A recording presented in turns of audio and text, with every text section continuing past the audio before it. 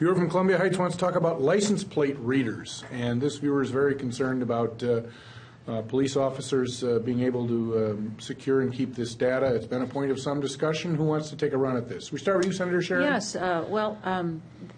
This is a conversation that's occurring in the Senate, in the Judiciary Committee, and it probably is getting some consideration in the House as well. It's trying to find the right balance. The positions on this go from they shouldn't be able to hold any of the data at all that is collected when any kind of telecommunication occurs for gathering data, to allowing for some collection of data and retaining it for a reasonable period of time.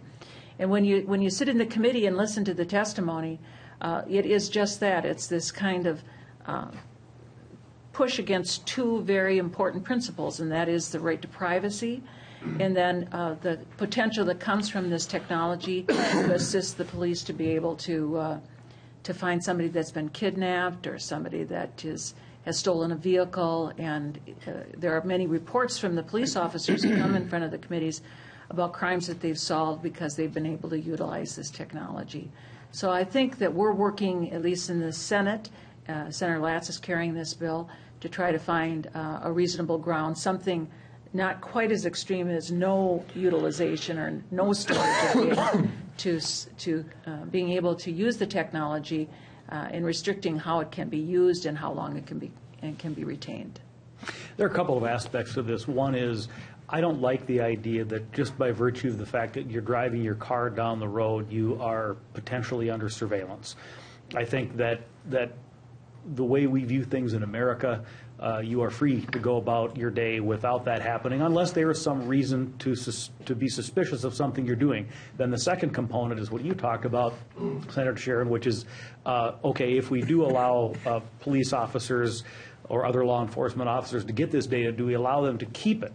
And again, I don't like the idea that I, as a citizen who have done nothing wrong, and there's no reason to suspect that I've done anything wrong, might have my data held onto by a government agency. And I think that becomes even more relevant in this day and age when things are kept on computers and we know we have security breaches, even with the best of intentions. So to me, it's a pretty important liberty issue, and I would certainly err on the side of not allowing that data to be kept. Well, I think, certainly we have constitutional questions here. The Fourth Amendment, our freedom from illegal search and seizures, big government, big brother watching over us, I think is a valid concern.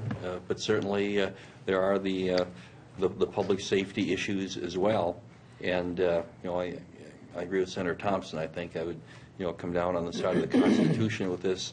But I'm guessing that there will be some type of accommodation reached. It's a balance, and as Senator Sharon talked, and I will say I'm somewhat amazed. I mean, I've never shied away from, police know where I'm at. That doesn't. I'm not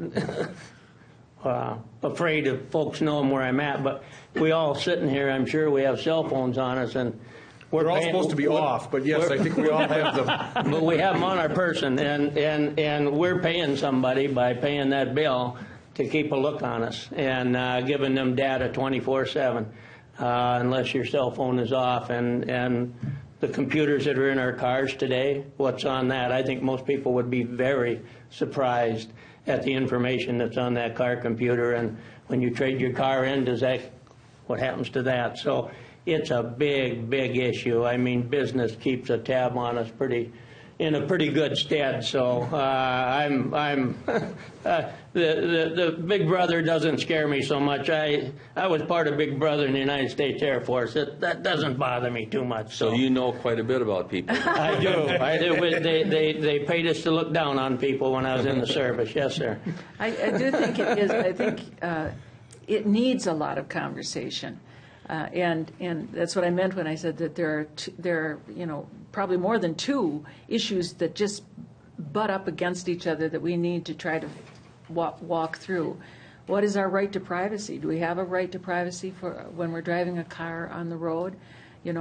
All of that I think is worth a lot of deliberation. And what's happening, though, in the legislature right now is a bill that's moving forward that doesn't completely restrict the ability to gain this information, but does restrict how long it can be retained, and very clearly defines limitations on how it can be used. And that's very different than what's occurring in the public arena with the information that we put out on the internet. Just one final comment, if I may, Judge, on that, because I don't want folks to think bad of us veterans. My comment about teaching us to look down on folks, and I saw your face, Representative Erdahl. I was in the Air Force, and we were up high, and so we looked down a lot. And when you're talking to the Army or Marine or the Navy or whoever, that's the comment you get at your Legion or VFW if you're Air Force. So, Well, Representative, thank God for people like you that are willing to do that work, but you also know that you were looking at the bad guys. You weren't looking at us, and there's actually, I believe it's, if I'm not mistaken, the posse comitatus provision that says the military can't do it to U.S. citizens. So, you know, we're all very glad for you being there doing it, but you're not doing it to us. You're doing it to them. Well, it sounds like this probably isn't going to get resolved in the next 20 minutes. Am I right about that? I don't think so. Might be some more conversation about this one.